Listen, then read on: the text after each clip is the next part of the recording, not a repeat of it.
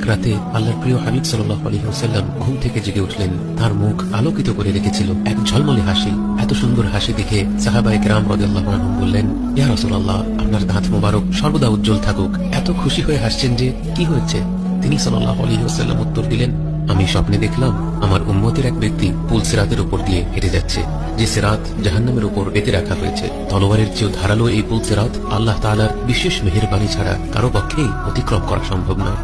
আমি দেখলাম সেই লোকটি পুল সিরাতের উপর দিয়ে হাঁটছে, কখনো ঠিক মতো পা ফেলছে, আবার কখনো হোঁচট খেয়ে পড়ে যাচ্ছে। সে কয়েক কদম এগোয়, আবার পড়ে যায়। লোকটা একেবারেই স্থিরভাবে হাঁটতে পারছিল না। কিন্তু এরপর সে আমার উপর যত দুরুদ শরীফ পাঠ করেছিল, সেই সকল দুরুদ তার সামনে এসে হাজির হলো। সেই দুরুদগুলো তাকে সাহায্য করতে এলো, তাকে ধরে উঠিয়ে দিল, পুল সিরাতের উপর তাকে স্থির হতে সাহায্য করলো এবং শেষমেশ তার সঙ্গ দিয়ে তাকে একেবারে নিশ্চিন্তে জান্নাত পর্যন্ত পৌঁছে দিল। আমরা সকলেই যেন বিশেষভাবে পবিত্র এই জুমাবারে বেশি বেশি করে দুরুদ শরীফ পাঠ করতে চেষ্টা করি।